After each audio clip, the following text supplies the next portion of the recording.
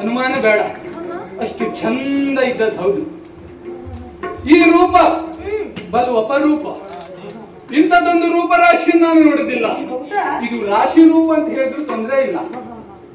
ಭುವನ ಮೋಹಿನಿ, ಭುವನವನ್ನೇ ಮೋಹಿಸುವ ರೂಪ ನಿನ್ನದ್ದು. ಆದರೆ ನಾನು ಬೆಕ್ಕಸ ಬೆರಗಾಗಿ ನಿನ್ನನ್ನು ಪ್ರಶ್ನೆ ಮಾಡುವುದಕ್ಕೆ, ಕುಣಿಯುವುದಕ್ಕೆ, ಹೇಳುವುದಕ್ಕೆ ಕಾರಣ ಕೇವಲ ಈ ನಿನ್ನ ರೂಪ ಅಲ್ಲ, ರೂಪ ನೋಡಿ ಎದ್ದವ ಅಲ್ಲ, ಗಾನನಾಟ್ಯ. ಓ ವಾರಿಜಾಕ್ಷಿ, ನಿನ್ನ ಗಾನ, ಆ ಕೋಕಿಲವಾಣಿಯನ್ನು ಕೇಳಿದಾಗ ಎಂಥವರೂ ನಿದ್ದೆಯಿಂದ ಎಚ್ಚೆತ್ತು ಚೈತನ್ಯ ಭರಿತರಾಗುವುದರಲ್ಲಿ ಅನುಮಾನವೇ ಇಲ್ಲ. ಆಲಸ್ಯದಲ್ಲಿ ಇದ್ದವರಿಗೆ, ಜಾಡ್ಯವೇ ತುಂಬಿಕೊಂಡವರಿಗೆ ನಿನ್ನ ಪದ ಅಲ್ಲ, ನಿನ್ನ ಒಂದು ಮಾತು ಸಾಕಮ್ಮ ಕುಣಿಯುವುದಕ್ಕೆ. ಹೌದಪ್ಪ, ನೋಡಿದವರು ಕುಣಿಯದೇ ಇದ್ದರೆ ದೊಡ್ಡದು. ಹೌದು, ನಾವು ಕುಣಿದರೆ ನಿನ್ನ ಕುಣಿತಲ್ಲಿ ಹಾಳಾಗ್ತದೆ ಅಂತ ನೋಡಿದವ್ರು ಸುಮ್ಮನೆ ಇರ್ಬೇಕೆ ಬಿಟ್ರೆ ನಿನ್ನ ಜೊತೆಯಲ್ಲೇ ಹೆಜ್ಜೆ ಹಾಕ್ಬೇಕು ಅನ್ನಿಸುವಾಗುಂಟು. ಕಣ್ಬಿಟ್ಟು ನೋಡೋದಲ್ಲ ಇದು, ನಿನ್ನ ತಾಳ ಲಯ, ಒಳ್ಳೆ ಲಯ ಭರಿತ ಕುಣಿತ, ಹೆಜ್ಜೆ ಸಪ್ಪಳದಲ್ಲೇ ಇದು ಒಳ್ಳೆ ರೀತಿ ನರ್ತನ ಆಗಿದೆ ಅಂತ ನಾನು ಅಂದುಕೊಂಡದ್ದು. ಇನ್ನು ನಿನ್ನ ಗಾನ ಕಿವಿಗೆ ಇಂಪು, ಮನಕ್ಕೆ ತಂಪು, ಎದ್ದು ನಾನು ಕುಣಿಯುವ ಹಾಗೆ ಮಾಡಿದ ಸ್ವರ, ಇಷ್ಟೆಲ್ಲ ವಿಶೇಷತೆಯನ್ನು ಹೊಂದಿದ ನೀನು ಯಾರು ಎನ್ನುವುದು ಬೇಕು. ಹಾಗಾದ್ರೆ ಇದೆಲ್ಲ ನನಗೆ ಯಾಕೆ ಅಸ್ಪಷ್ಟವಾಗಿ ಗೊತ್ತಾಯಿತು? ನಾನು ಇದ್ದ ಸ್ಥಿತಿ, ನಾನು ಇನ್ನೋರ್ವಳ ಸೀರೆ ಸೆರಗಿನಲ್ಲಿ ಮಲಗಿದ್ದೆ. ನಾನು ಬರುವಾಗ ಯಾರು ಇಲ್ಲ ಅಂತ ಬಂದದ್ದು, ಈಗ ಯಾರಿದ್ದಾರೆ ಅಂತ ನಾನು ನೋಡ್ಬೇಕಾಯ್ತು.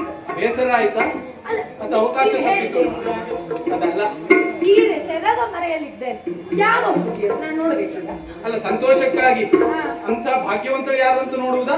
ಕಿಚ್ಚ ಅಂತ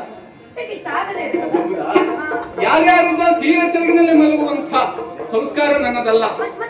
ನಿದ್ರ ವನಿತೆ ಸೀರೆ ಸೆರಗ ಮರೆಯೋಳಿ. ಹೌದು, ಇಷ್ಟೆಲ್ಲ ಕೆಲಸ ಮಾಡಿದಂತ ನೀನು, ಸುರದ್ರೂಪಿಯಾದಂತ ನೀನು ಯಾರು, ಯಾಕೆ ಇಲ್ಲಿಗೆ ಬಂದೆ, ಈ ಸ್ಥಳಕ್ಕೂ ನಿನಗೆ ಏನ್ ಸಂಬಂಧ, ನಿನ್ನ ಪರಿಚಯ ನನಗೆ ನೀವು ಬಂದಿದ್ದೀರಲ್ಲ, ಇದು ವೈವಸ್ವತಃ ಪಟ್ಟಣ. ಹೌದಾ? ಇಲ್ಲಿಯ ಒಡದೆ ಮೃತ್ಯು ಮಾಲಿನಿ. ಇದು ಗೊತ್ತುಂಟು. ಹೌದು, ನೀನು ಹಾಗೆ ನೀವೇ ಅವರೇನು ಅಂತ ಮಾಡಿ ಅವನು ನಮಸ್ಕಾರ ಕೊಡುವ ಕಾಣಿಸುವುದು ಬೇಡ. ನನ್ನ ಅಮ್ಮವಳು. ಓ, ಆ ಅಮ್ಮನ ಮಗಳ ನೀನು? ಮೃತ್ಯು ಮಾಲಿನಿಯ ಮಗಳು ನಾನು. ಹೆಸರು? ಅಸಿಕೆ. ದೂರ ಉಂಟಾ? ಒಮ್ಮೆ ಹೇಳಿದಾಗ ಅಸಿಕೆ. ಅಸಿಕೆ ನಾನು ಓರ್ವ ನಾಗಕನ್ಯೆ. ಇದು ನಾಗರ ಮನೆಯ? ಹಾಗಲ್ಲ, ನಾಗಲೋಕ ಹೋಗಿ ನಮಗ ಅಪಾಯ ಆಗುವ ತನಕ ನಾವು ಯಾರಿಗೂ ಅಪಾಯ ಮಾಡುವುದಿಲ್ಲ. ನಾನು ಏನು ಮಾಡ್ಲಿಲ್ಲ, ಮಲಗಿದ್ದ. ಹೌದು, ನಾನು ನಿಮಗೇನು ಮಾಡುವುದಿಲ್ಲ, ಮಾತನಾಡ್ತಾ ಇದ್ದೇನಲ್ಲ. ಅಯ್ಯ, ನಿನ್ನನ್ನು ನೋಡಿದ ಕೂಡಲೇ ನಿದ್ರಾವನಿತೆಯಲ್ಲಿ ಮರೆಯಾಗಿದ್ದವರು ನೀವು ಹೌದು, ಆದ್ರೆ ನಿಮ್ಮನ್ನು ನೋಡಿ ಮನಸೋತು ಹೋದವಳು ನಾನು. ಮನಸೋತು ಹೋದವಳ? ಮನಸೋಲಬೇಕು ಅಂತಂದ್ರೆ ನನ್ನ ಪರಿಚಯ ನಿನಗೆ ಉಂಟು ಅಂತ. ಎಳೆಯ ವಯಸ್ಸಿನವಳು ನಾನು, ನೀವು ಯಾರು ಎನ್ನುವುದನ್ನು ತಿಳಿದುಕೊಂಡೇ ನಿಮ್ಮಲ್ಲಿ ಮಾತನಾಡ್ತಾ ಇದ್ದೇನೆ ಈಗ. ಹೌದಾ? ಹೌದು. ಹಾಗಾದ್ರೆ ಓ ಕೃಷ್ಣ, ನಾ ಈ ಊರಲ್ಲಿ ಇಷ್ಟು ಪ್ರಚಾರದಲ್ಲಿ ಇದ್ನ? ಪ್ರಚಾರದಲ್ಲಿ ಇರುವುದು ನಿಮಗೆ ಗೊತ್ತಾಗ್ಲಿಲ್ಲ ಅಷ್ಟೇ. ಅಯ್ಯ, ನಿಮ್ಮನ್ನು ನೋಡಿ ಮನಸ್ಸೋತು ಹೋದವಳು ನಾನು. ಮದುವೆ ಆಗುದಂತಾದ್ರೆ ನಿಮ್ಮನ್ನು ಎಲ್ಲಿಯಾದ್ರೂ ಉಂಟೇನಿ? ಸತ್ಯ ಹೇಳ, ನಾನು ಈ ಊರಿಗೆ ಬಂದದ್ದು ಮದುವೆ ಕಾರ್ಯಕ್ರಮಕ್ಕಲ್ಲ. ಮದುವೆ ನೋಡ್ಲಿಕ್ಕೂ ಅಲ್ಲ, ಮದುವೆ ಆಗ್ಲಿಕ್ಕೂ ಅಲ್ಲ. ಆಗಬಾರ್ದು ಅಂತ ಏನಿಲ್ಲ. ಆ ಕುರಿತಾಗಿ ನೀನು ಬೇಸರ ಬೇಡ. ನಾನು ಆಗುವುದಿಲ್ಲ ಅಂತ ಹೇಳಿ ನೀವು ನಿರೀಕ್ಷೆ ಇಟ್ಟುಕೊಂಡು ಬಂದಿರ್ತೀರಿ, ಹೀಗೇ ಆಗಬೇಕು ಅಂತ. ಆಗುವುದೇ ಇದು ಹಾಗೆ ಅಂತ ಇಲ್ಲಿ ಇಷ್ಟೊತ್ತಿನವರೆಗೆ ನಿರೀಕ್ಷೆಗೂ ಮೀರಿ ಆಗಿದೆ ಅಂತ ಗೊತ್ತಾಯ್ತು ಅಲ್ವಾ? ಇದು ಒಂದು ಆದ್ರೆ ಏನು, ಕಲ್ಯಾಣವೂ ಆದ್ರೆ ಏನು ಏನು ಅಲ್ವಾ? ಏನು ತೊಂದರೆ ಇಲ್ಲ, ಕಲ್ಯಾಣ ಅಂದ್ರೆ ಒಳ್ಳೇದೇ ಅಲ್ವಾ? ಆದ್ರೆ ಒಂದು ಜವಾಬ್ದಾರಿ ಉಂಟು, ಗುರುತರವಾದದ್ದು. ಗುರುವಿಗೆ ಗುರು ಕಾಣಿಕೆಯನ್ನು ಕೊಡುವುದಕ್ಕಾಗಿ ನಿಮ್ಮಮ್ಮನಲ್ಲಿ ಸ್ವಲ್ಪ ಮಾತುಕತೆ ಉಂಟು ನನಗೆ. ನಿಮ್ಮಮ್ಮನಲ್ಲಿ ಮಾತಾಡಿ ನನ್ನ ವ್ಯವಹಾರ ಬಗೆಹರಿದ ಮೇಲೆ ನಿಮ್ಮಮ್ಮನಲ್ಲಿ ಈ ವಿಚಾರ ನಾನು ಮಾತಾಡಿ ನಿಮ್ಗೊಂದು ಹಸಿರು ನಿಶಾನೆ ತೋರಿಸ್ತೇನೆ. ನಾನೊಮ್ಮೆ ಹೆದರಿದ್ದು ನೀವ್ ಯಾಕೆ ಬೇಡ ಅಂತ ಹೇಳುವುದಿಲ್ಲ ಅಂತ ನಾನು ಯೋಚನೆ ಮಾಡಿದೆ. ನನಗೆ ಗೊತ್ತಾಯ್ತು ಈಗ ನಿಮಗೆ ಇಲ್ಲಿ ಆದ್ರೂ ನಾನು ಮದುವೆ ಆದ ನಂತರ ಭಯ ಅಂತ ಹೇಳಿದ್ರೆ ಹಾವಿನ ಕುರಿತಾಗಿರುವುದು ಅದೇ ಅಲ್ವೇನೆ. ಹುಟ್ಟು ಗುಣ ಸುಟ್ಟರು ಹೋಗುವುದಿಲ್ಲ ಅಂತ ಒಂದು ಮಾತುಂಟು. ಬಿಡು, ನಿಮ್ಮನ್ನು ಸುಡುವುದಲ್ಲ.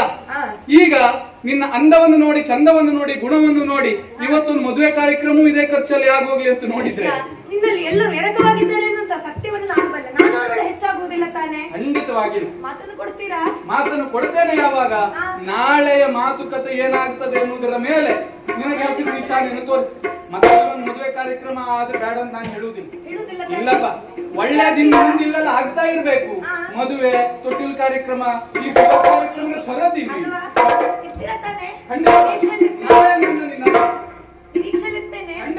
ಬರಬೇಕು.